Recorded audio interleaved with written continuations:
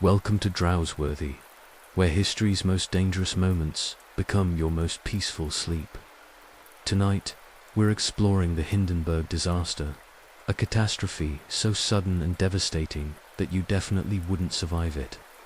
But don't worry, the calm narration and gentle rain sounds will help you drift off while learning about how humanity's grandest flying achievement turned into a 37-second inferno. If you love falling asleep to history's darkest chapters, subscribe for weekly bedtime disasters. Maybe turn down the lights, put a fan on for that gentle hum, and settle in. We're about to board the largest aircraft ever to fly, where luxury and danger shared the same silver skin, separated only by a fabric thinner than your bedsheets and 7 million cubic feet of hydrogen. The year is 1937, and you've just spent more than most Americans earn in a year to secure passage on the Hindenburg, the crown jewel of German engineering and the height of transatlantic luxury. You stand on the tarmac at Frankfurt am Main, craning your neck to take in the sheer enormity of the machine before you.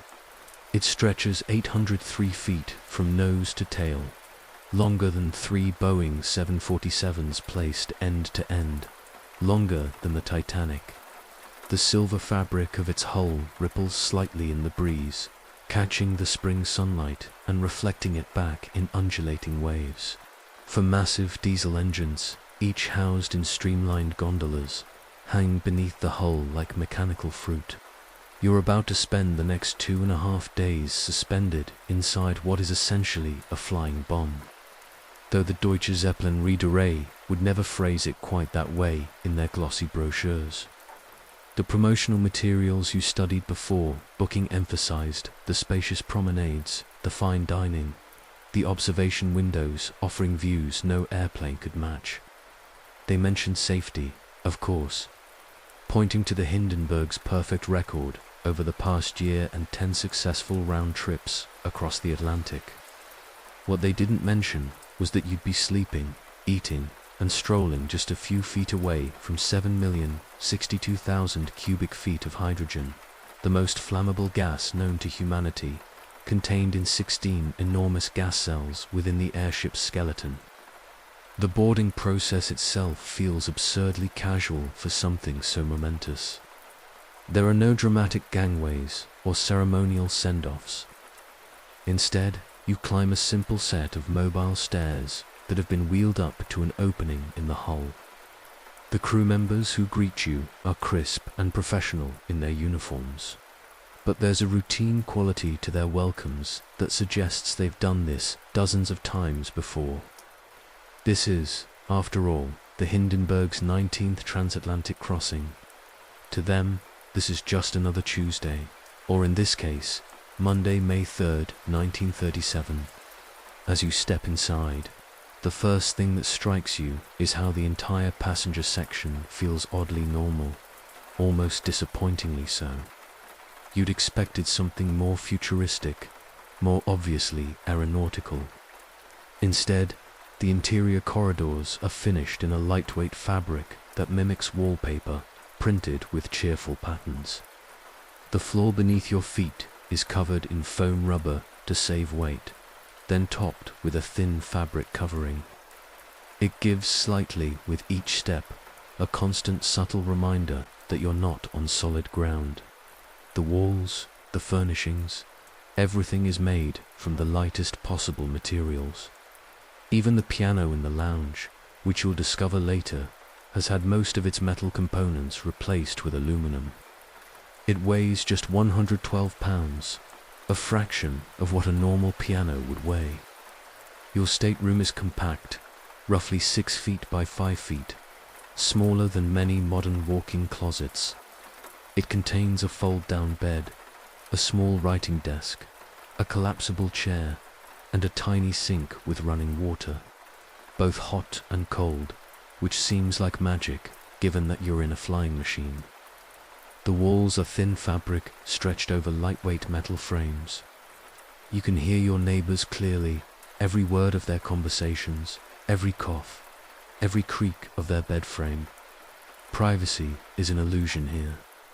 There's a single small window, double-paned to help with insulation, though the heating system struggles to maintain comfort at cruising altitude. What's truly unsettling, once you have time to think about it, is what's missing. There are no parachutes, no lifeboats, no life vests, no emergency oxygen masks. The closest thing to a safety feature is the crew's training and the standing orders about fire prevention. You were searched before boarding, not for weapons, but for matches, lighters, anything that could create a spark or flame. Even flashlight batteries were confiscated. The crew will return them when you land in New Jersey.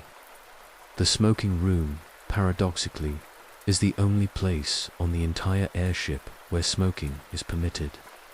It's a sealed compartment with its own pressurization system and a single electric lighter mounted to the wall, attended by a steward at all times. The door has a double airlock system to prevent any hydrogen from seeping in. You'll spend time there later, watching businessmen and aristocrats puff on their cigars while floating over the Atlantic Ocean in a hydrogen-filled balloon. Marveling at either their courage or their ignorance, you're not quite sure which. The dining room is more impressive, stretching nearly the full width of the hull. Tables are set with real china, albeit specially manufactured lightweight china, and proper silverware, also made from aluminum. The meals are surprisingly elaborate given the constraints. The galley crew works with an electric stove. No open flames anywhere on the ship except in that sealed smoking room. You'll dine on multiple course meals, served on tablecloths, with wine, as if you were in a fine European restaurant and not hurtling through the air at 84 miles per hour. Life aboard the Hindenburg settles into a strange rhythm. Days are marked by meals, by strolls along the promenade decks where floor-to-ceiling slanted windows offer panoramic views of the ocean below or the clouds around you. Sometimes you fly above the weather, sometimes through it. When you encounter turbulence, and you will, the entire ship flexes and sways. You can see it happening, watch the corridors shift and bend, hear the aluminum framework creaking and groaning. It's deeply unnerving the first few times, less so as you acclimate, though that feeling of security might be misplaced. If you're enjoying this peaceful journey through history's chaos, consider subscribing for more bedtime disasters.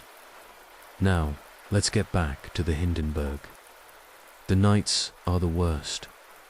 You lie in your narrow bed, the ship's engines providing a constant background drone that's somehow both monotonous and impossible to ignore. The entire structure around you flexes and moves with every gust of wind, every minor course correction.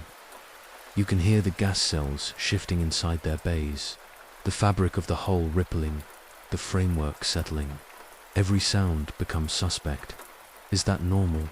Is that the sound something makes right before it fails catastrophically? The crew seems unconcerned, but they're German engineers, professionally committed to confidence and precision. You're just a passenger with too much imagination and too much knowledge of chemistry.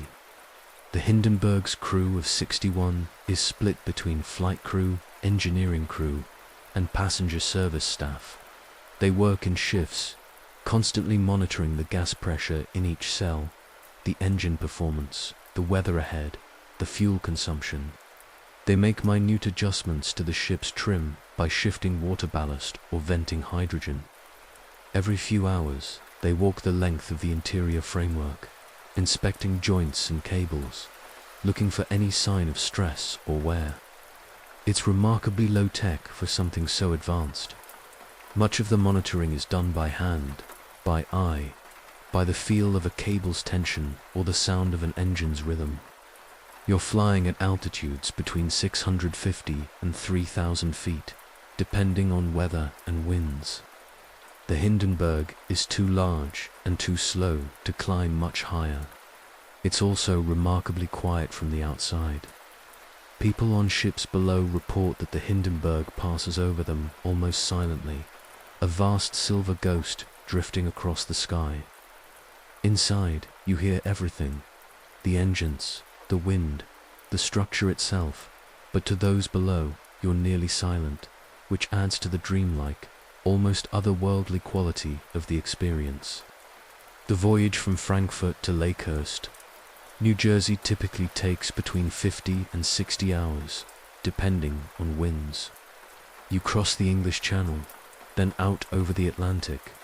The monotony is broken by occasional landmarks, ships below, icebergs if the route takes you far enough north, the lights of coastal cities as you approach North America. There's a strange, timeless quality to it all. You exist in a bubble, suspended between earth and sky, moving but not moving, making progress but at such a pace that it feels almost static. The bathroom facilities are shared, located at the end of each corridor. They're cramped but functional, with actual flush toilets, another weight-saving miracle of engineering. The water for everything, sinks, toilets, the small shower that's available by appointment, comes from tanks that also serve as ballast.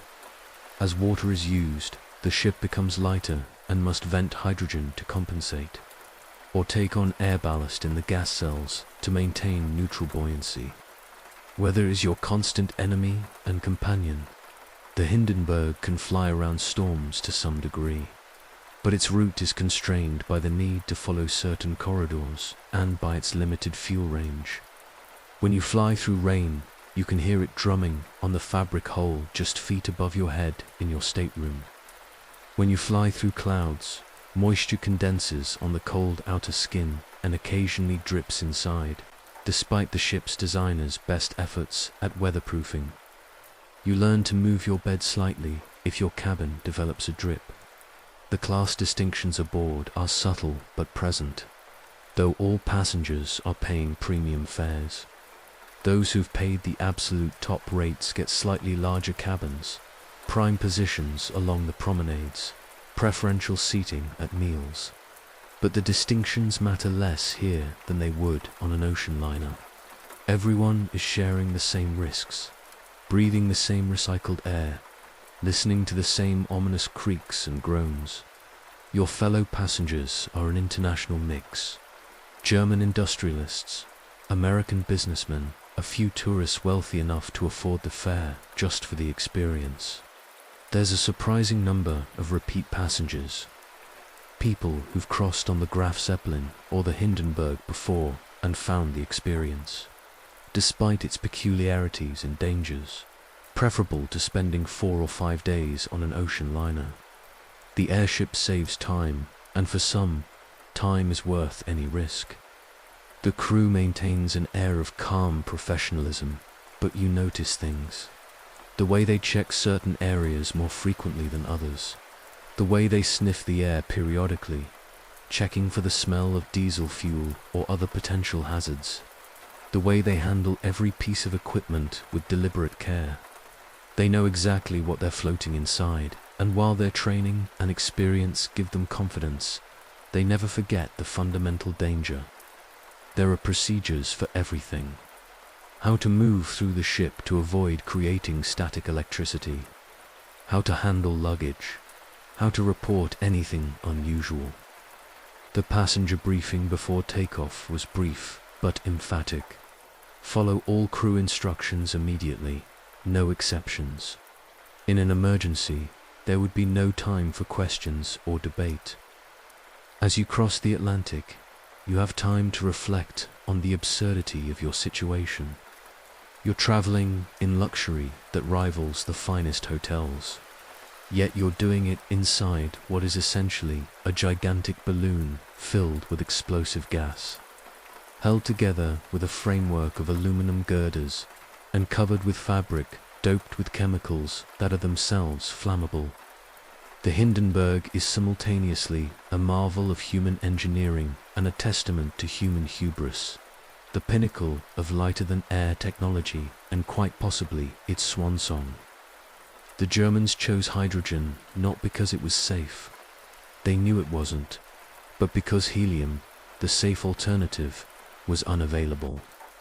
The United States had a near monopoly on helium production and refused to sell it to Germany, partly due to political tensions, partly due to military considerations. Helium was considered a strategic resource, so the designers of the Hindenburg did everything they could to make hydrogen safe. Gas cells made of gold beater's skin, an animal membrane that was gas-tight, vent shafts to channel any hydrogen leaks safely away from passenger areas, the complete elimination of ignition sources.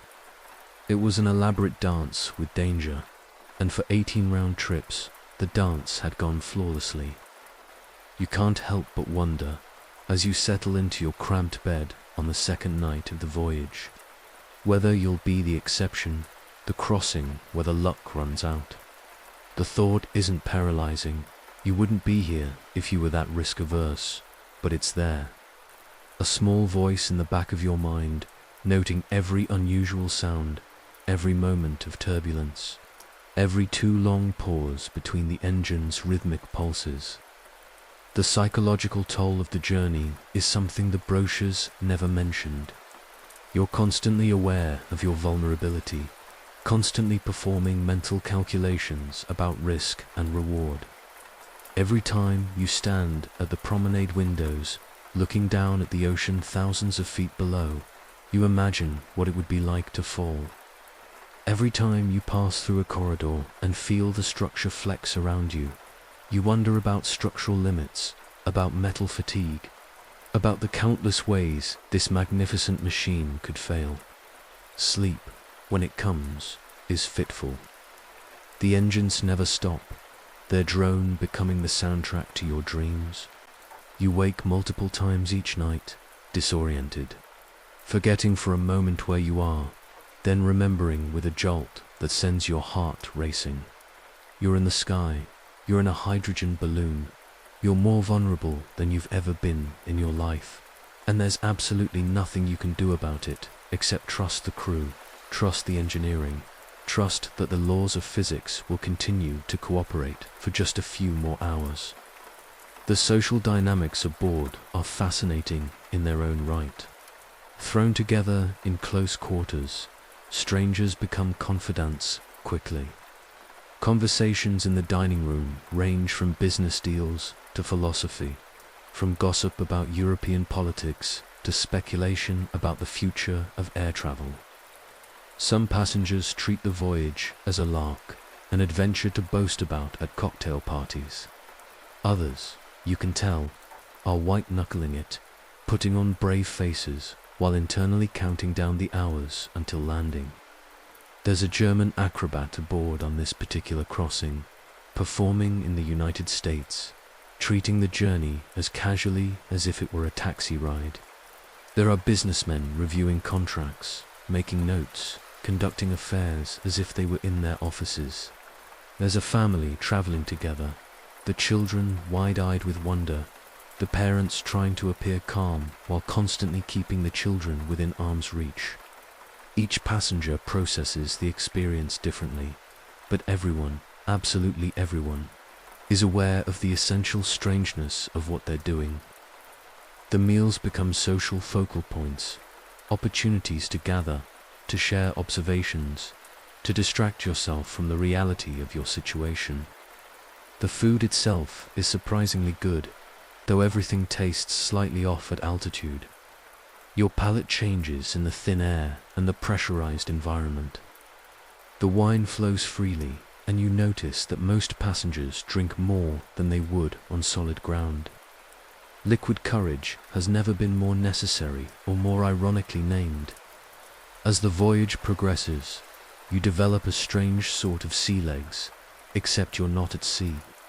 You learn to anticipate the ship's movements, to brace yourself unconsciously when the engines change pitch, to read the subtle signs that turbulence is coming. You learn which areas of the ship feel most stable, which corridors amplify every creak and groan, which cabins have the best views, and which have the most disturbing proximity to the gas cells. The crew, you notice, has their own hierarchy and their own rhythms. The officers on the command deck, accessed by a ladder and off-limits to passengers, are the aristocracy of this floating world. The engine crew, working in the gondolas slung beneath the hull, exposed to noise and diesel fumes and the constant risk of mechanical failure, are the laborers. The stewards and kitchen staff occupy a middle ground, interfacing with passengers while also handling the practical realities of keeping everything running. You learn that the Hindenburg is not just a passenger carrier, but also carries mail, a lucrative contract that helps justify the enormous operational costs. Somewhere in the ship's interior, in special compartments, are bags of letters and packages, each stamped with special airmail postage, each representing someone's willingness to pay extra for speed. In a few hours, if all goes well, those letters will be in New Jersey, having crossed the Atlantic in less than 3 days. It's a miracle of modern communication, assuming the miracle doesn't turn into a disaster. This is what it meant to be an airship passenger in 1937, to embrace a form of travel that was simultaneously the height of modernity and fundamentally, terrifyingly fragile. To trust your life to fabric and gas and the skill of pilots navigating without many of the instruments modern aviation would consider essential. To accept that if something went catastrophically wrong, there would be no rescue, no second chances, just a very long fall and a very hot fire. And on May 6, 1937, as the Hindenburg approached its landing at Lakehurst Naval Air Station after what had been an unremarkable crossing, that's exactly what happened. The Last Flight, a narrative of May 6, 1937. The morning of May 6, 1937 began like any other aboard the Hindenburg, except for one crucial difference. It was landing day. After 2.5 days of crossing the Atlantic, the passengers and crew were finally approaching their destination. There was an air of anticipation mixed with relief. That peculiar feeling that comes at the end of any journey when you're ready to be done with traveling and eager to return to solid ground. Captain Max Prussian, commander of the Hindenburg, was in the control car reviewing the weather reports with growing concern. The 54-year-old veteran airship captain had been flying dirigibles since before World War I. He'd commanded the Graf Zeppelin, the Hindenburg's predecessor, and knew these machines as well as any man alive. What he was seeing in the weather reports troubled him. Thunderstorms were developing over the New Jersey coast, right where they needed to land. The original schedule had called for the Hindenburg to arrive at Lakehurst Naval Air Station at 6 a.m. It would have been perfect timing, landing in the calm morning air before the day's heat could create turbulence. But the ship had been delayed. Strong headwinds over the Atlantic had slowed their progress, a common enough occurrence, but frustrating nonetheless. Now they were running 12 hours late, and those 12 hours mattered more than anyone aboard yet realized. At 6 a.m., when the Hindenburg should have been landing, it was still over the Atlantic, fighting headwinds and adjusting course to find more favorable air currents.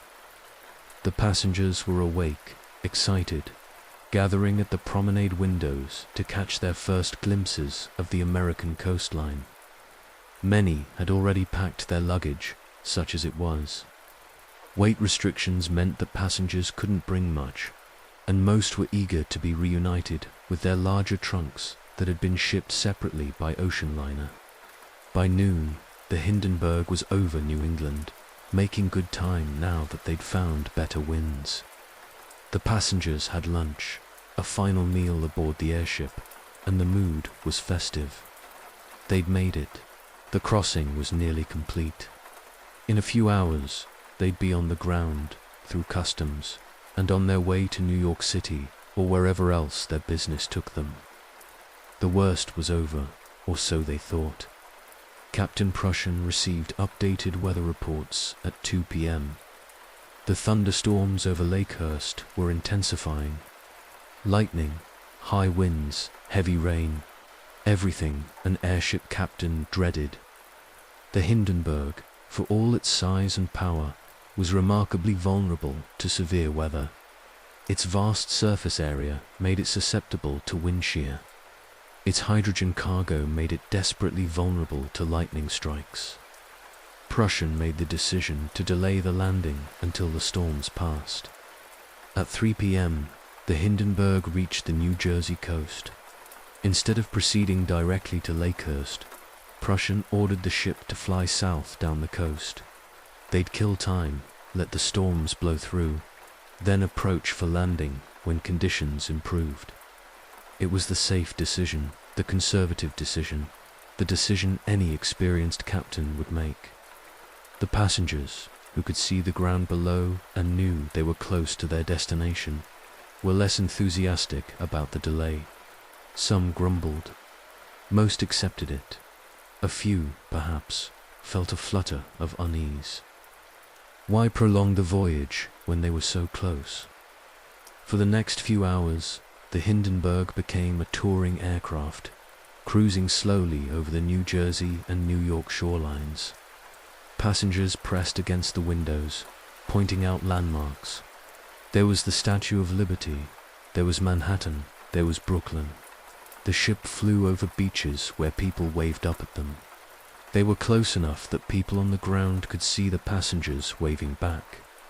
It was a peculiar parade, this giant silver ship drifting along the coast, and thousands of people below stopped to watch and point.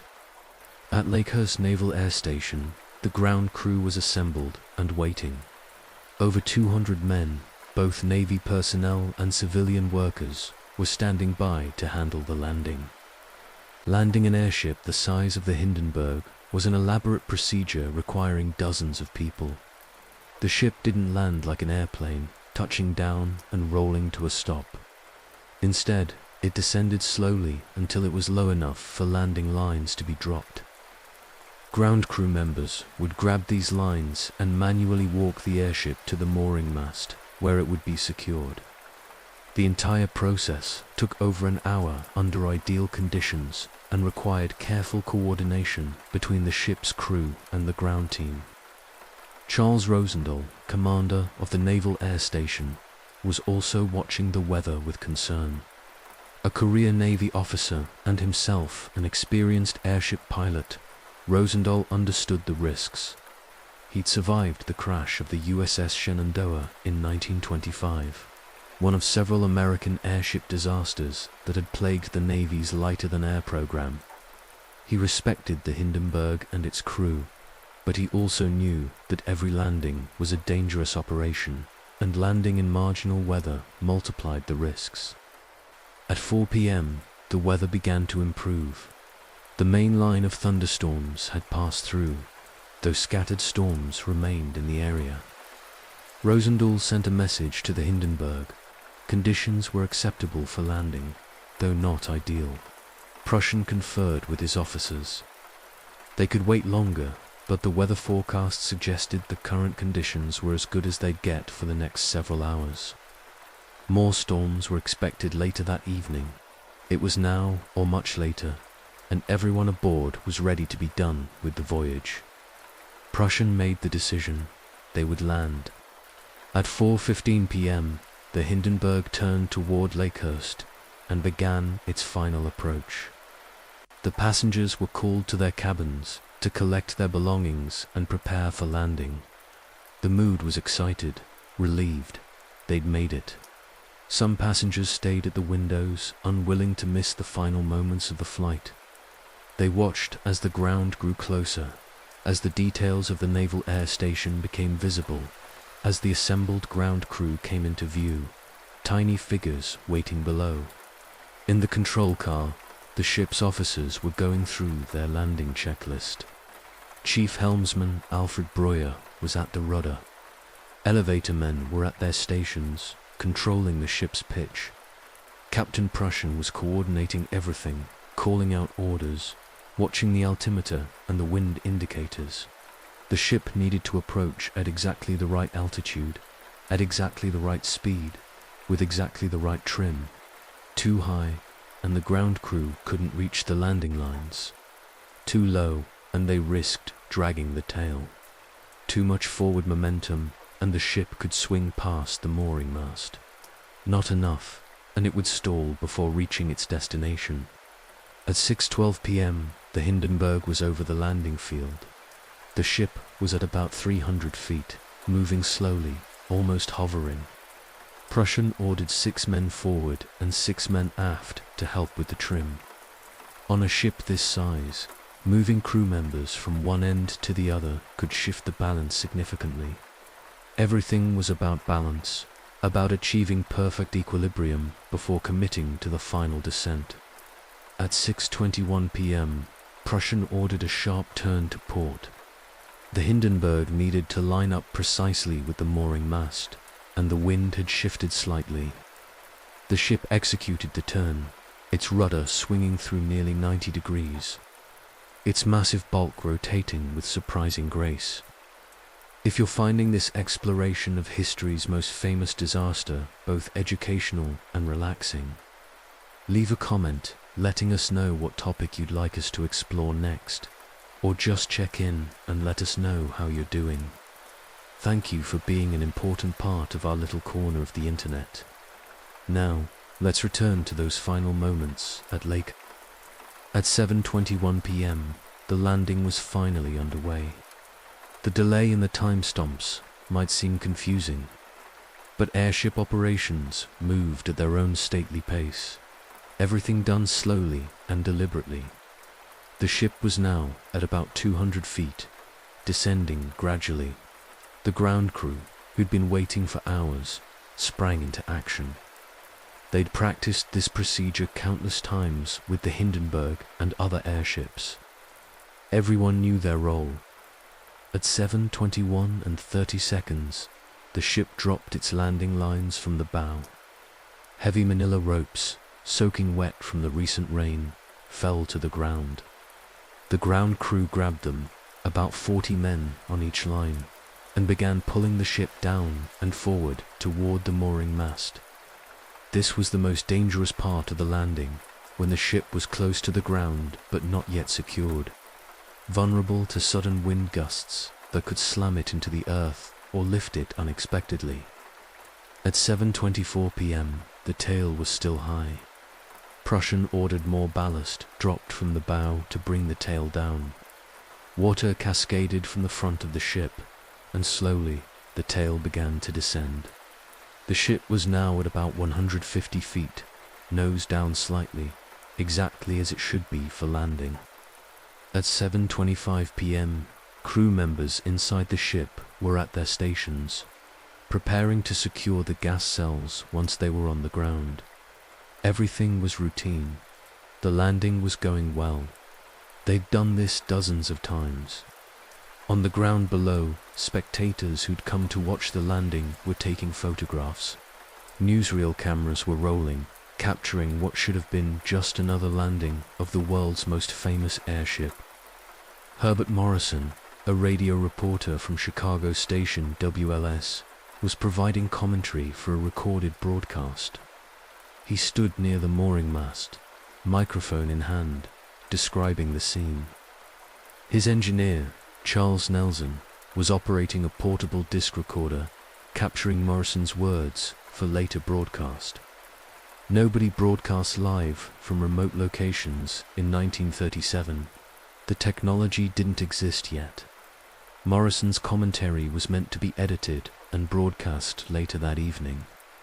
It was supposed to be a pleasant human interest story, a description of this marvel of German engineering making another safe landing.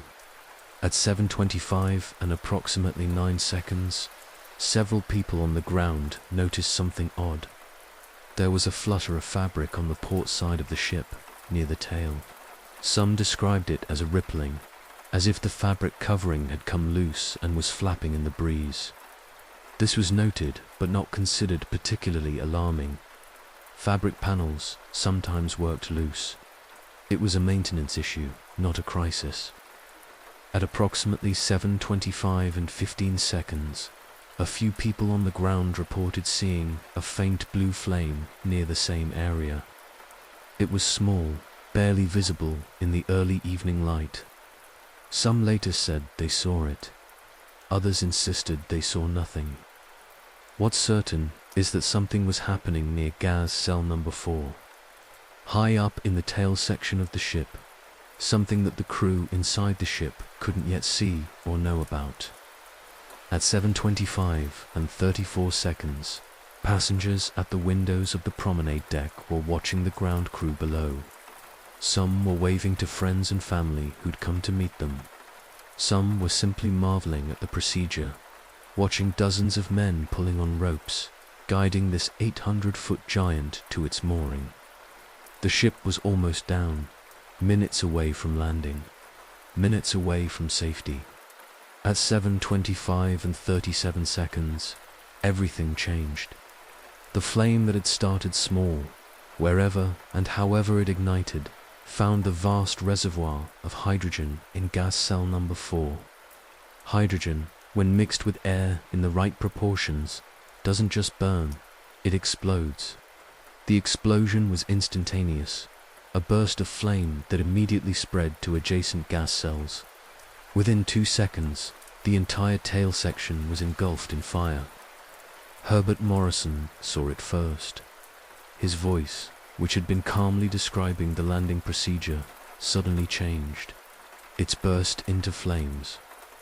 The words came out as a shout, shocked and disbelieving. Then, as the reality sank in, his voice rose to a near scream. "Get out of the way! Get out of the way!" On the ground, the men holding the landing lines felt the ropes suddenly jerk upward as the tail of the ship, now burning furiously, lost buoyancy and began to sink. Some men held on. Others let go and ran. The ship, which moments before had been descending in a controlled manner, was now falling from the sky, its tail dropping rapidly while its bow, still full of hydrogen that hadn't yet ignited, remained momentarily aloft. Inside the ship, passengers and crew had perhaps 2 seconds of confusion before they understood what was happening. They heard a dull thump, felt the ship lurch, and then saw fire. Flames were spreading forward from the tail with impossible speed, consuming gas cell after gas cell. The hydrogen burned with an almost colorless flame in daylight, but the fabric coating, doped with iron oxide and aluminum powder, burned bright red and orange, belching thick black smoke. The crew members who'd been stationed in the tail section died almost instantly, incinerated before they could even react. Passengers in their cabins felt the floor tilt violently as the tail dropped. Some were thrown against walls. Others managed to grab onto furniture or door frames. The ship was falling, rotating, coming apart, all in the space of seconds. Captain Prussian, in the control car, knew immediately what had happened and what it meant.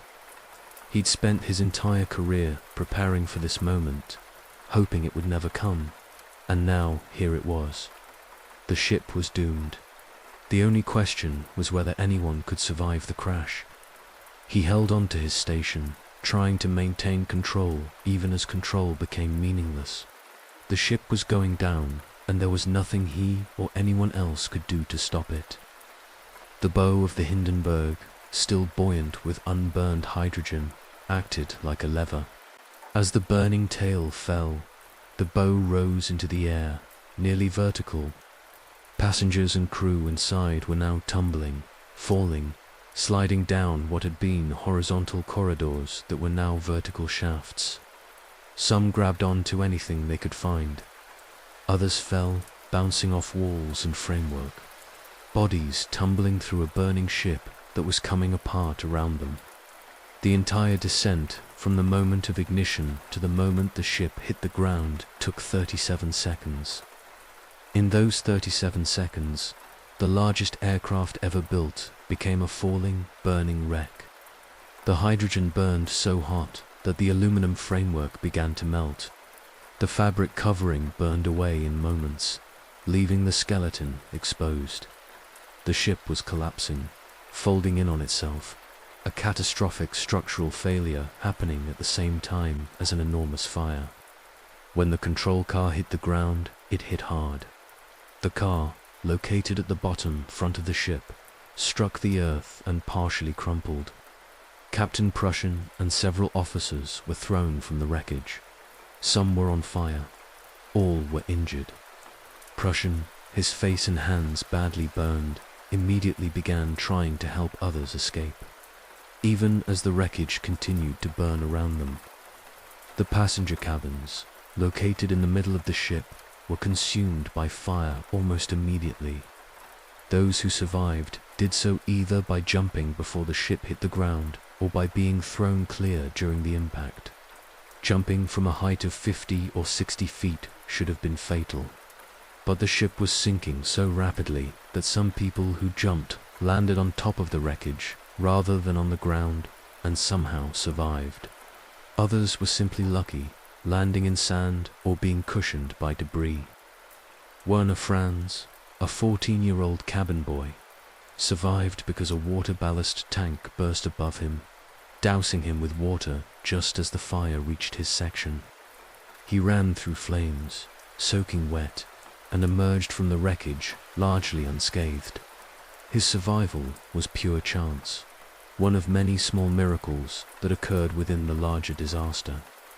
Joseph Spiech, the German acrobat, survived by kicking out a window and dropping to the ground as the ship descended. His professional training in falling and rolling likely saved his life. He hit the ground, rolled, and ran as burning debris fell around him. The ground crew, many of whom had been standing directly beneath the ship when it ignited, scattered in all directions. Most escaped. One Navy crew member, Alan Hageman, died when burning debris fell on him. Others were injured by falling metal or burned by flaming fabric that drifted down like deadly confetti. Herbert Morrison, still recording, was sobbing into his microphone. Oh, the humanity. The words would become famous, played and replayed for decades. Morrison's raw emotion capturing the horror of the moment better than any scripted description could. All the passengers screaming around here. His voice broke. He couldn't continue. The recording captured his sobs, the background sounds of shouting and sirens, the crackling of the fire. By 7:26 and 11 seconds, it was over. 37 seconds from ignition to impact. The Hindenburg, which had flown nearly 1,000,000 miles without serious incident, was now a smoking ruin spread across the landing field at Lakehurst. The skeleton of the ship, its aluminum framework, was still recognizable but collapsed and twisted. The fabric covering had burned away almost completely. What remained was burning with intense heat, the residual hydrogen and the combustible coating feeding the flames. Survivors stumbled from the wreckage, many on fire, all in shock. Ground crew members and Navy personnel rushed forward to help, dragging people away from the flames, beating out burning clothing, providing first aid. Ambulances that had been standing by, a standard precaution for airship landings, were immediately overwhelmed. The injured were loaded into any vehicle available, ambulances, cars, even a bus that happened to be nearby.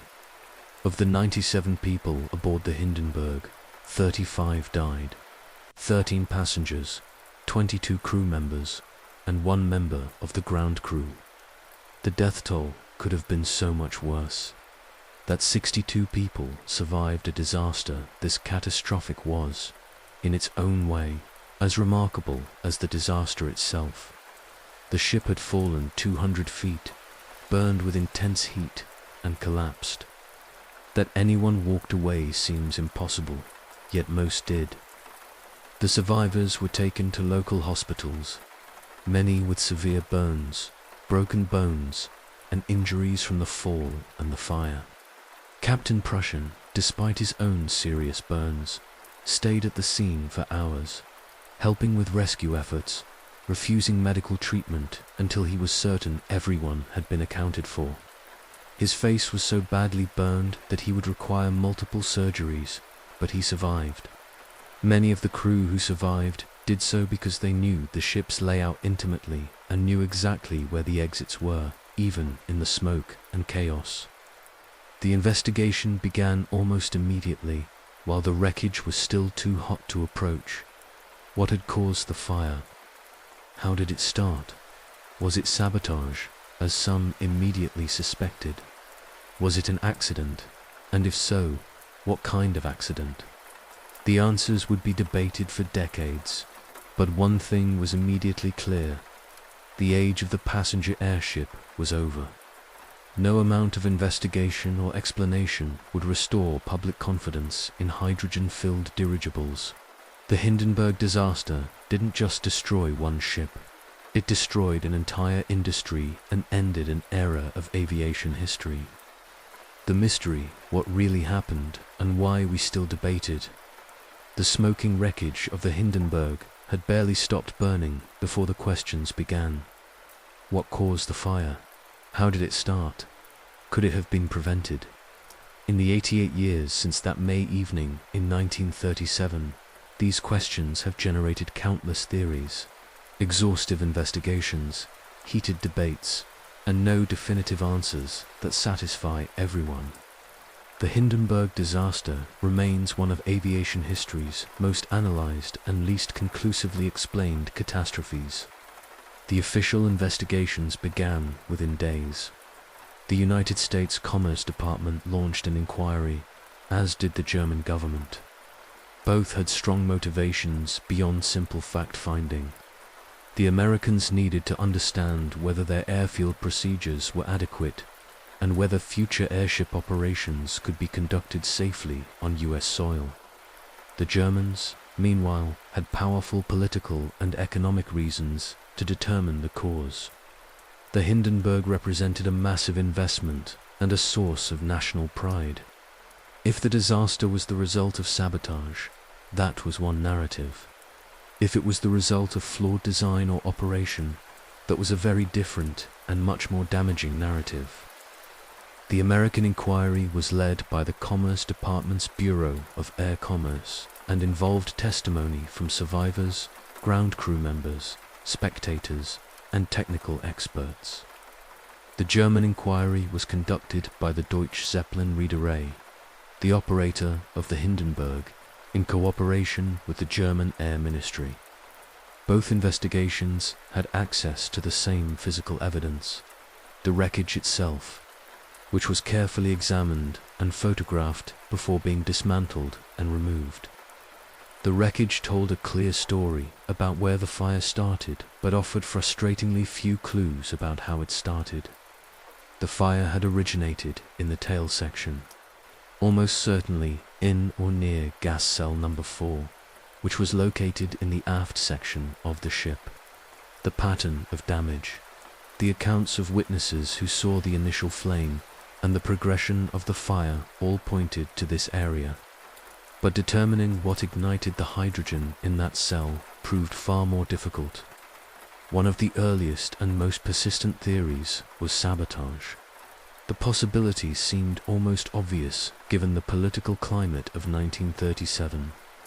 Nazi Germany was weakening, expanding, and becoming increasingly aggressive in its foreign policy.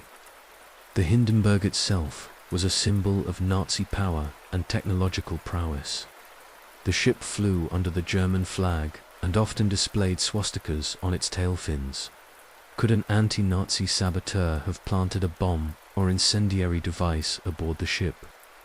The sabotage theory gained traction partly because it was simple and partly because it absolved everyone involved of responsibility.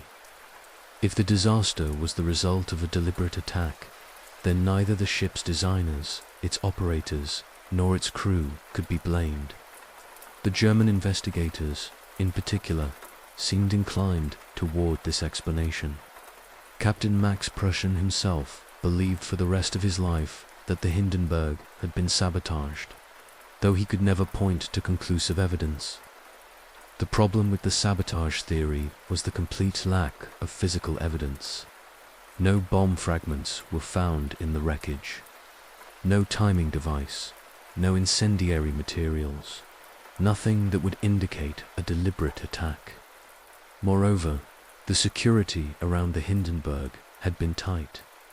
Passengers and their luggage had been searched before boarding. The crew was carefully vetted. Access to the ship's interior framework, where a saboteur would need to place a device to reach the gas cells, was restricted and monitored. While sabotage couldn't be ruled out entirely, proving it would have required evidence that simply didn't exist. Hugo Eckener, the managing director of the Zeppelin Company and one of the most respected figures in airship aviation, publicly rejected the sabotage theory.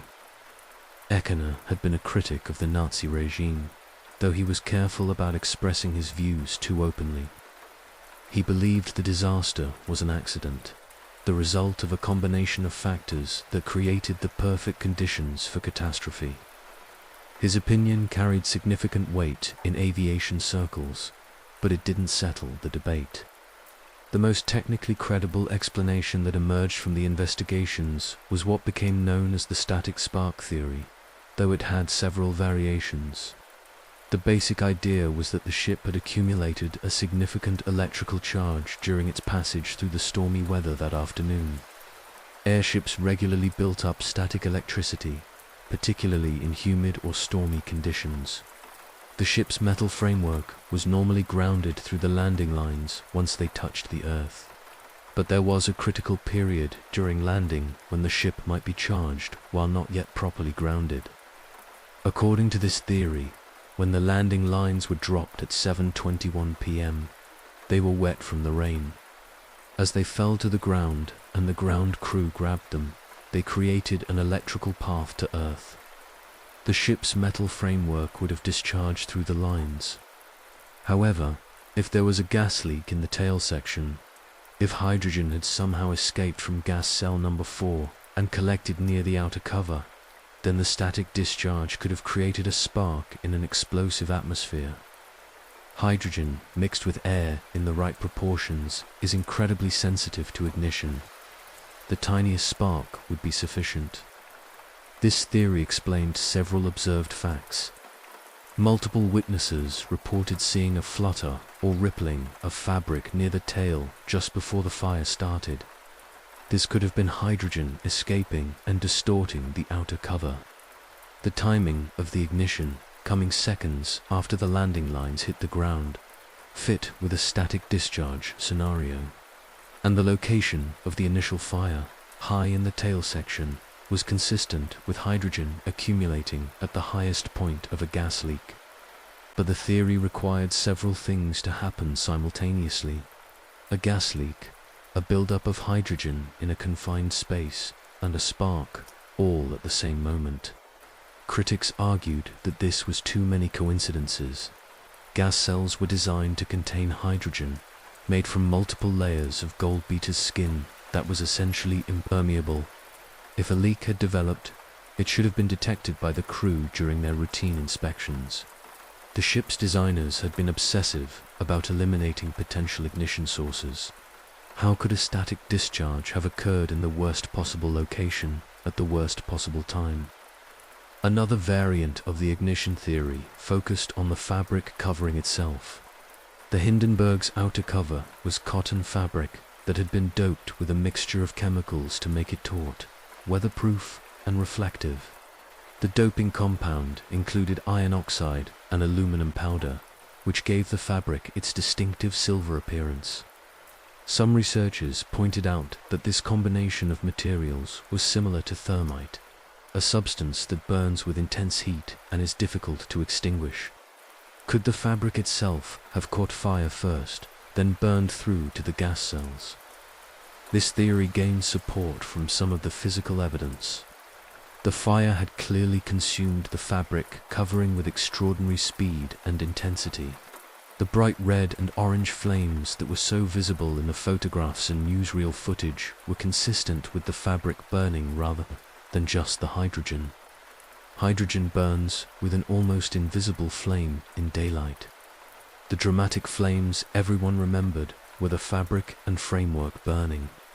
Addison Bain, a NASA scientist who studied the Hindenburg disaster extensively in the 1990s, became a major proponent of what he called the incendiary paint theory. Bain argued that the primary fuel for the fire was not the hydrogen but the fabric covering. He conducted experiments showing that fabric treated with the same chemicals used on the Hindenburg could indeed burn rapidly and intensely. He suggested that a static spark, or even St. Elmo's fire, a natural electrical phenomenon common around aircraft in stormy conditions, could have ignited the fabric. Once the fabric was burning, it would have quickly burned through to the gas cells, igniting the hydrogen sector. Bain's theory was controversial among airship historians and engineers. Critics pointed out that while the fabric certainly burned, it couldn't account for the initial explosion that multiple witnesses reported.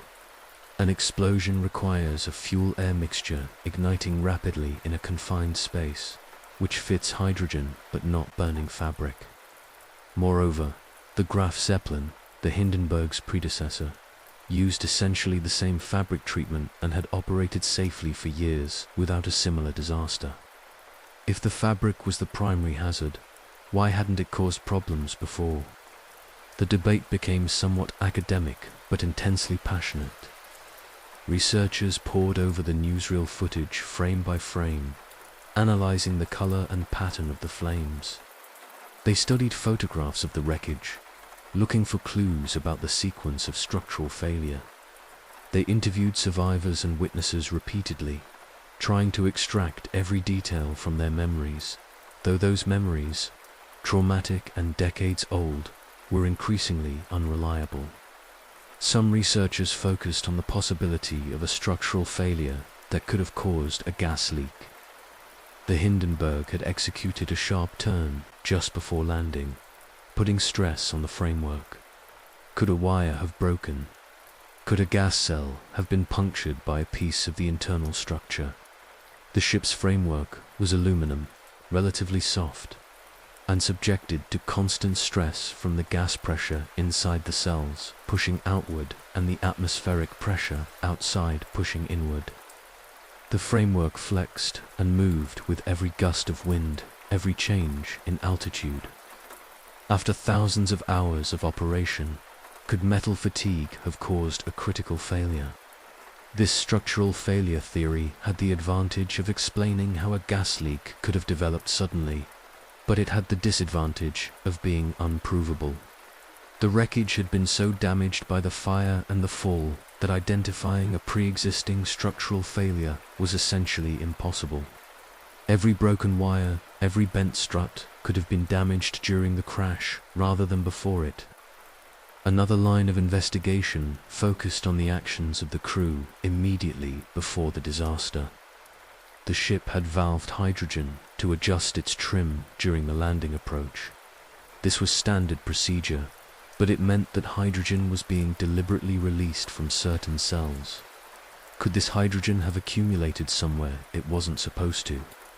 The gas cells were enclosed in the framework, and the framework had vent shafts designed to channel any vented hydrogen safely upward and out of the ship. But the weather had been turbulent, with shifting winds. Could the normal ventilation patterns have been disrupted? The more investigators dug into the technical details, the more they realized how many things could have gone wrong, and how many of them were essentially undetectable before they became catastrophic. The Hindenburg was a marvel of engineering, but it was also extraordinarily complex, with thousands of potential failure points. The hydrogen safety systems relied on multiple layers of protection, any one of which, failing, wouldn't necessarily cause a disaster. But several failing simultaneously could be catastrophic. Weather conditions that day added another layer of uncertainty. The ship had been flying in and around thunderstorms for hours before landing. Thunderstorms generate powerful electrical fields. They also create turbulence, wind shear, and rapid changes in atmospheric pressure. Any or all of these conditions could have stressed the ship's structure, interfered with its electrical systems, or created unusual static buildup. St. Elmo's fire, a visible electrical discharge that occurs on aircraft in certain atmospheric conditions, had been reported on airships before. Could something similar have occurred on the Hindenburg, creating a spark in exactly the wrong place? The investigation also examined the landing procedure itself. The ship had been maneuvering for over an hour, much longer than usual because of the weather delays. The crew was tired. Could fatigue have led to an error in procedure? The landing lines had been dropped, creating the electrical ground path, but they were hemp ropes, not conductive cables. How quickly would they actually ground the ship? Could there have been a period of seconds or minutes when the ship was partially grounded, creating exactly the conditions for a static discharge to jump across a gap? One witness on the ground, a professional rigger named Richard Deal, who was part of the Navy landing crew, reported that he had seen a brightening or glow inside the ship moments before the external fire became visible. If accurate, this suggested that the fire started inside the gas cell rather than on the outer cover. But Deal's testimony was given under stressful circumstances, and he was one of only a few witnesses who reported this detail. Was he actually seeing the beginning of the fire, or was he seeing something else that he later interpreted as the fire starting after knowing what had happened? The investigation took on additional complexity when researchers began examining the specific atmospheric conditions at Lakehurst that evening. The air was heavy with moisture from the earlier thunderstorms. Humidity affects how electrical charges build up and dissipate. The temperature had dropped significantly as the storms passed through, creating temperature inversions that could have affected air currents around the landing field. Some investigators wondered if these unusual atmospheric conditions, combined with the ship's own electrical charge and the grounding effect of the wet landing lines, could have created a perfect storm of circumstances that made ignition nearly inevitable. There were also questions about the ship's maintenance history.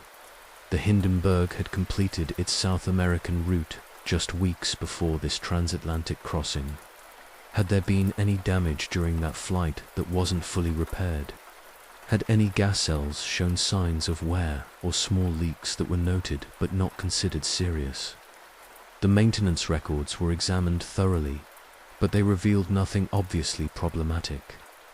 The ship had been inspected and declared airworthy. Yet, in the complex world of airship operation, where so much depended on the integrity of membranes and fabrics and the proper function of countless small components, could something have been missed? Modern computer modeling and fluid dynamics analysis have been applied to the Hindenburg disaster in recent decades, trying to recreate the conditions and test various theories. These simulations can show how hydrogen might have leaked and accumulated, how electrical charges might have built up and discharged, and how fire might have spread through the structure. But simulations are only as good as the assumptions that go into them, and too many critical variables remain unknown. We don't know the exact condition of every gas cell, the precise electrical charge on the ship at the moment of ignition, or the exact atmospheric conditions in the immediate vicinity of the tail section. The German investigation concluded in June 1937 that the most probable cause was a combination of a hydrogen leak and an electrical spark, though they couldn't determine the exact source of either. The American investigation, concluding around the same time, reached similar conclusions, while noting that sabotage couldn't be completely ruled out. Both reports were careful and thorough in their way, but neither provided the kind of definitive answer that would satisfy everyone or prevent future speculation. What's remarkable about the Hindenburg disaster from a modern perspective is not just that it happened, but that it seems almost inevitable in retrospect. The ship was filled with 7 million cubic feet of the most flammable gas known to science. It was covered with a fabric treated with chemicals that were themselves highly flammable. It operated in all weather conditions, including thunderstorms that generated powerful electrical fields. It went through thousands of cycles of expansion and contraction as it changed altitude and temperature. Its framework was subjected to constant stress, and all of this complexity was managed by a crew using 1930s technology and 1930s understanding of materials, science, aerodynamics, and electrical engineering. The miracle, perhaps, is not that the Hindenburg caught fire, but that it didn't catch fire sooner. That it completed 63 flights over more than a year without incident. The Graf Zeppelin before it flew over 1 million miles and carried thousands of passengers safely. The British R-100 and R-101 both flew ostensibly, though the R-101 crashed in France in 1930, killing 48 people. Airship disasters were not unprecedented, but they were relatively rare given the inherent dangers of the technology. The Hindenburg disaster ended the era of passenger airships not because it proved they couldn't be operated safely. There's an argument that the safety record was actually quite good considering the technology, but because it destroyed public confidence irreparably. The disaster was captured on film, broadcast on radio, and plastered across newspapers worldwide. Herbert Morrison's emotional radio commentary, with his famous cry of "Oh, the humanity," was played repeatedly. The images of the burning ship became iconic, seared into public consciousness. No amount of statistical analysis about safety records could overcome those visceral, terrifying images. After 1937, no passenger airship ever flew commercially again. The Graf Zeppelin was retired. Plans for the Hindenburg's sister ship, the LZ-130, were modified to use helium instead of hydrogen, but the ship never carried paying passengers and was scrapped in 1940. The era of the luxury airship, which had seemed so promising just a few years earlier, was over. The future of commercial aviation belonged to heavier-than aircraft, 2 airplanes that flew faster, higher, and didn't require millions of cubic feet of flammable gas to stay aloft. The mystery of exactly what caused the Hindenburg fire will likely never be solved to everyone's satisfaction. Too much evidence was destroyed in the fire itself. Too many critical seconds passed without documentation. Too many of the key witnesses are long dead, their testimony preserved but filtered through layers of trauma, memory, and interpretation. What we're left with is a disaster that changed aviation history, ended an era of technology, and created a cautionary tales about the limits of human engineering and the importance of safety margins. The Hindenburg didn't fail because anyone was careless or incompetent. It failed because the entire concept of a hydrogen-filled passenger airship, while technologically impressive, was fundamentally too dangerous to sustain once the illusion of safety was shattered. Life aboard the luxury airships, the golden age that ended in flames before the Hindenburg disaster cast its long shadow over airship travel. There existed a brief, glittering era when crossing the ocean by dirigible represented the absolute pinnacle of luxury travel. To understand what was lost that evening at Lakehurst, we need to step back and examine the world of passenger airship travel in its prime, when the wealthy and adventurous paid extraordinary sums for the privilege of floating across continents in what was essentially a flying hotel. The story of luxury airship travel begins not with the Hindenburg, but with its predecessor, the Graf Zeppelin, which entered service in 1928 and would become the most successful passenger airship ever built. Named after Count Ferdinand von Zeppelin, the German military officer who pioneered rigid airship design. The Graf Zeppelin was smaller than the Hindenburg, but no less remarkable. Over its 9 years of operation, It would complete 590 flights, travel more than 1 million miles, and carry over 13,000 passengers without a single injury to a paying customer. The Graf Zeppelin's safety record was extraordinary, but its appeal went far beyond mere safety. For the elite passengers who could afford the fare, which typically cost around $3,000 for a transatlantic crossing, equivalent to roughly $50,000 in today's money. The airship offered something no other form of transportation could match, a combination of speed and luxury that seemed to defy the laws of nature.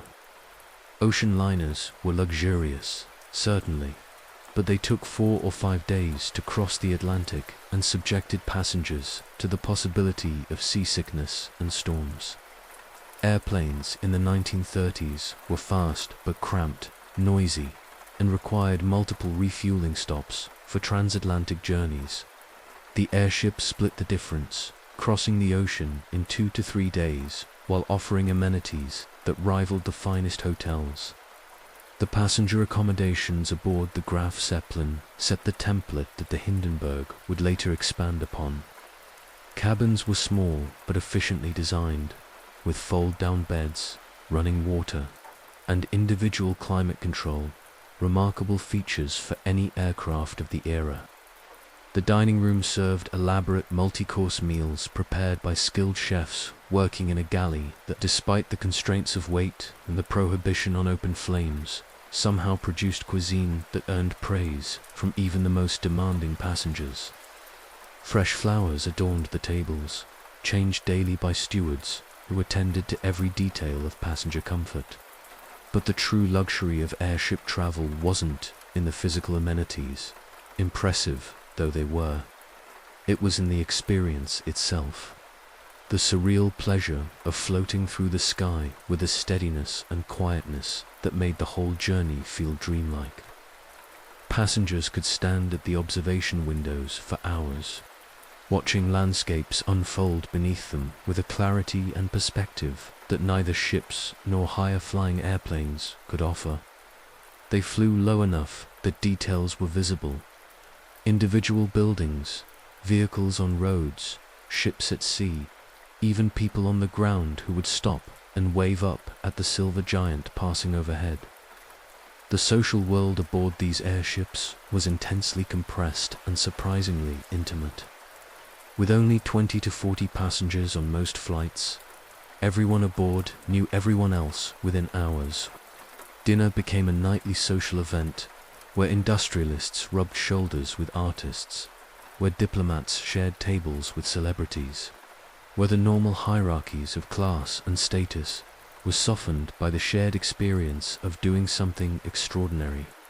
The passenger manifests for Graf Zeppelin and Hindenburg flights read like a who's who of 1930s society: wealthy Americans on grand tours, European aristocrats, business tycoons, explorers, journalists, and the occasional celebrity seeking either publicity or escape from it. The crew that made these voyages possible represented another fascinating social world. Airship crews were an elite brotherhood, trained over years in the highly specialized skills required to operate these massive machines. The command staff, the captain and his officers, were typically veterans of the German Navy's airship program from World War I. They'd flown combat missions in Zeppelins, bombing raids over England, long-range reconnaissance flights over the North Sea.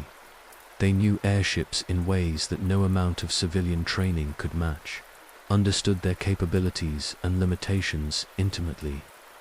Below the command staff came the engineering crew, responsible for the engines, the gas cells, the electrical systems, and the 1,000 other mechanical components that kept the ship flying. These men, and they were all men in the 1930s, worked in shifts around the clock, monitoring, adjusting, repairing. They scrambled through the interior framework on narrow catwalks, checking for gas leaks, inspecting structural connections, making minute adjustments to trim by shifting ballast or venting gas. It was skilled, dangerous work performed in cramped conditions, often in extreme temperatures. The men who did it took fierce pride in their expertise. Then came the service staff, the stewards and cooks and cabin attendants who catered to the passengers. They were trained in the finest traditions of European hospitality, but had to adapt those traditions to the unique constraints of airship operation. Everything they did had to account for weight. The china was lightweight aluminum. The linens were specially manufactured to be as thin as possible, while still appearing luxurious. Even the food was selected partly based on its weight-to-volume ratio. Yet passengers were meant to notice none of these compromises, meant to feel they were experiencing luxury without constraint. The routes these airships flew traced the ambitions of their operators. The Graf Zeppelin's most famous journey was its around-the-world flight in 1929, a publicity coup that captured global attention. The ship departed from Lakehurst, New Jersey, flew to Friedrichshafen, Germany, then onward to Tokyo, across the Pacific to Los Angeles, and back to Lakehurst. The total journey took 21 days with stops, but the actual flying time was just over 300 hours. It was a demonstration of what airship technology could achieve, and it made headlines worldwide. But the bread and butter routes were the transatlantic crossings between Germany and either North America or South America. The South American route, terminating in Rio de Janeiro, was particularly important for the German airship company. Brazil had a large German immigrant population and strong trade connections with Germany. The regular airship service, which began in 1931, provided the fastest connection between the continents and was profitable enough to justify the enormous operating costs. The Hindenburg, when it entered service in 1936, represented the culmination of everything the Germans had learned from operating the Graf Zeppelin. It was larger, carrying up to 72 passengers compared to the Graf Zeppelin's 20, and its accommodations were more spacious and luxurious. The passenger decks spanned 2 levels, connected by a staircase that featured a grand piano at its base, that impossibly lightweight instrument that became one of the Hindenburg's signature features. Passengers marveled that they could play a real piano while floating over the Atlantic Ocean. The Hindenburg's public rooms were designed by Fritz August Brauhaus, one of Germany's leading interior designers. He created spaces that felt modern and sleek, using lightweight materials in ways that didn't advertise their lightness. The dining room could seat all passengers simultaneously at tables set with linens and proper place settings. The lounge featured comfortable seating arranged to encourage conversation. The promenade decks, with their slanted windows offering panoramic views, became the social heart of the ship, where passengers gathered to watch the world slide by beneath them. The bar and smoking room deserves special mention for its sheer audacity. Here, in a ship filled with hydrogen, passengers could smoke cigars and cigarettes in comfort. The room was completely sealed from the rest of the ship with a double-door airlock. The air pressure inside was kept slightly higher than the surrounding areas to ensure that if any leaks occurred, air would flow out rather than hydrogen flowing in. A single electric lighter, mounted to the wall and monitored constantly by a steward, provided the only source of ignition. Passengers had to surrender their personal lighters and matches when boarding and could only smoke in this one room. Yet the room existed and was popular, a testament either to the confidence of the designers or to the era's different relationship with risk. Entertainment aboard the airships was necessarily simpler than on ocean liners, which could offer orchestras, theaters, and elaborate entertainment programs. But airship passengers didn't seem to mind. The journey itself was the entertainment. Watching the sunrise from the promenade deck, seeing the ocean turn from black to grey to blue, observing the play of light on clouds as the ship moved through different weather systems. These were experiences that needed no augmentation. Some passengers spent entire crossings at the windows, transfixed by the views. Meals aboard the Hindenburg became legendary among those who experienced them. Despite the limitations of the galley, the chefs managed to produce food that rivaled fine restaurants.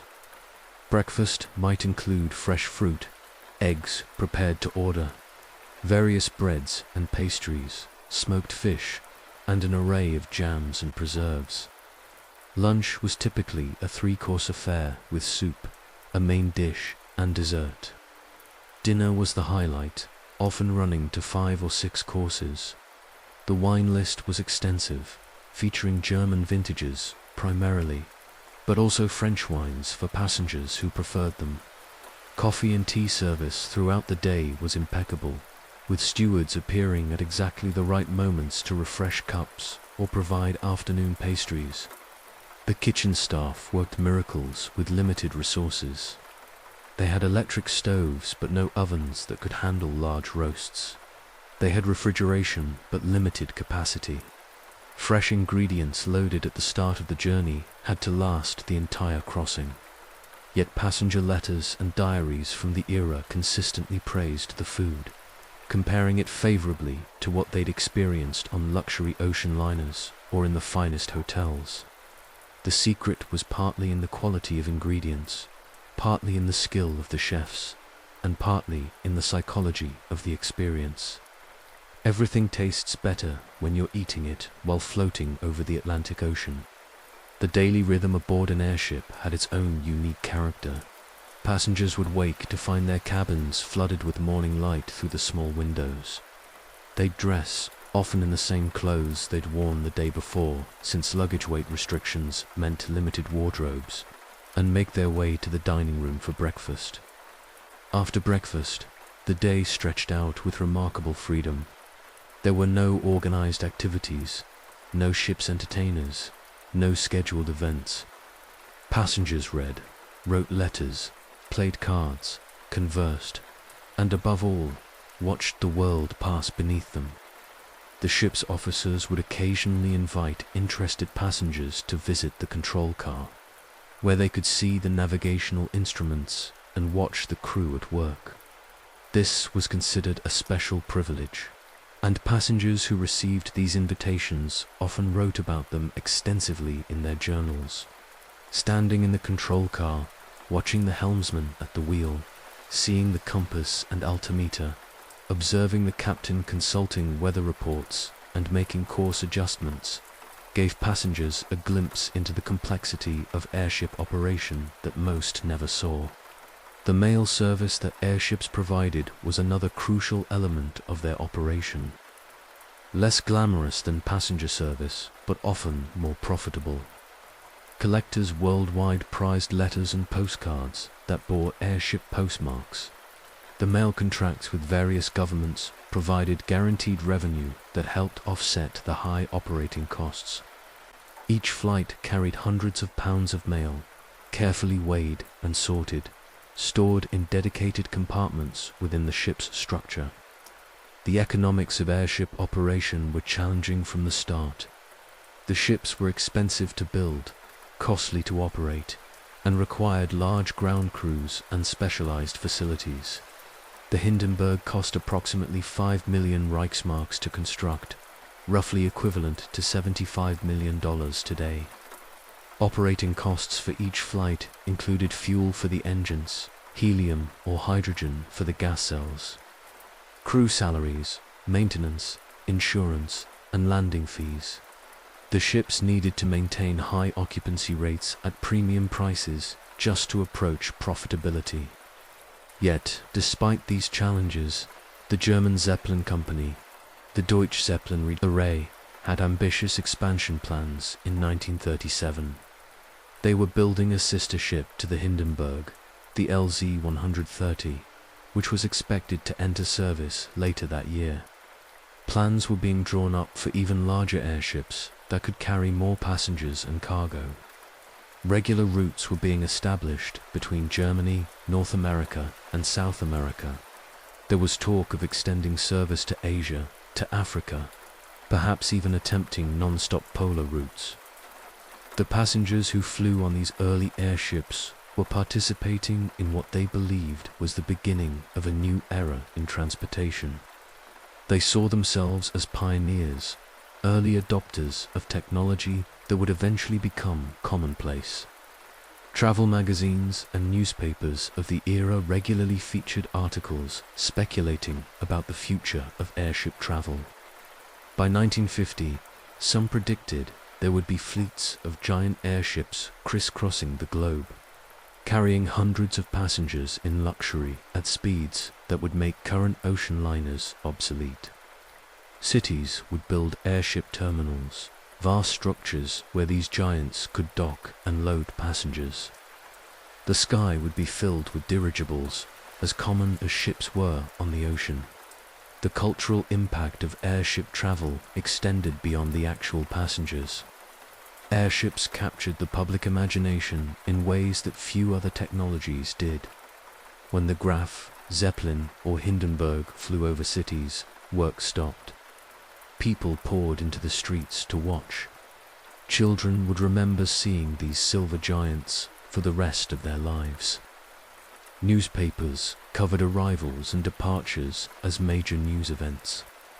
The airships represented modernity, progress, human ingenuity conquering nature. They were symbols of a future that seemed inevitable and impossibly glamorous. Artists and writers of the era were fascinated by airships. They appeared in paintings, photographs, poems, and novels. Art Deco posters advertising airship travel became iconic, depicting sleek silver ships gliding serenely above stylized landscapes. The aesthetic of the airship, that combination of massive scale and graceful movement, inspired architects and designers. The streamlined, modern interiors of the Hindenburg influenced interior design trends throughout the 1930s.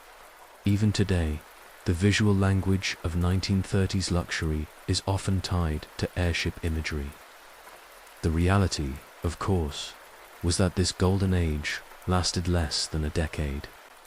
From the Graf Zeppelin's entry into service in 1928 to the Hindenburg disaster in 1937 was just 9 years. In that brief span, luxury airship travel went from experimental novelty to established service to extinct industry. The Hindenburg disaster didn't just kill 36 people, it killed an entire vision of the future. After May 6, 1937, public perception of airship safety changed overnight. It didn't matter that the overall safety record had been good, that thousands of passengers had flown safely, that more people had died in individual ocean liner disasters or train wrecks. The images of the Hindenburg burning were too powerful, too visceral. The disaster happened in front of cameras and spectators, was broadcast globally, became instantly iconic. No one wanted to fly in a hydrogen-filled balloon after seeing what hydrogen could do. The German Zeppelin company tried to salvage the situation. The LZ-130, the Hindenburg's sister ship, was completed and test-flown, but with helium instead of hydrogen. However, the United States, which controlled most of the world's helium supply, refused to sell helium to Germany. Political tensions were rising in Europe, and helium was considered a strategic resource. Without helium, the LZ-130 was underpowered and uneconomical. It never carried passengers and was eventually scrapped.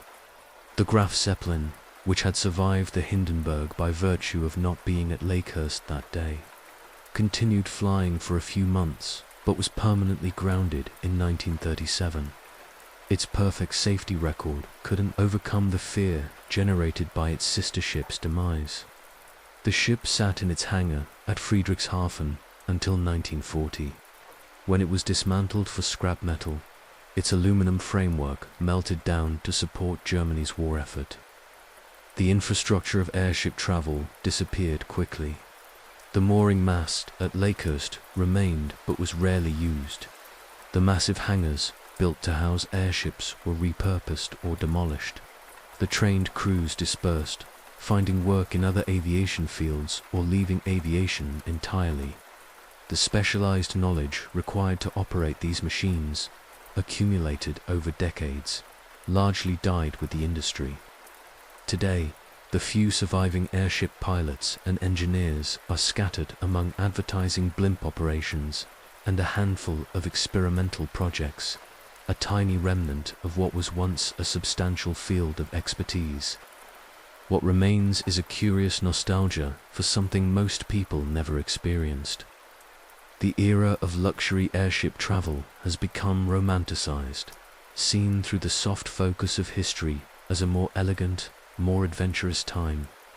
Modern books, documentaries, and films about the Hindenburg often emphasize the luxury and glamour while treating the disaster as a tragic end to a beautiful dream. There's something appealing about the idea of these giant silver ships floating serenely across the sky, something that speaks to a desire for travel that's about the journey rather than just the destination. In reality, luxury airship travel was always precarious, always one disaster away from extinction. It was an evolutionary dead end in transportation history, a technology that seemed promising but was outcompeted by alternatives. Airplanes became faster, more efficient, and safer. They could fly higher, avoiding weather. They didn't require vast quantities of lifting gas. They could be built smaller and still be practical. By the 1950s, commercial airliners were crossing the Atlantic routinely, carrying more passengers than any airship ever could, in greater comfort and with better safety records. But for that brief, shining moment in the 1930s, airship travel represented something genuinely special. It was a unique combination of adventure and luxury, speed and comfort, technology and elegance.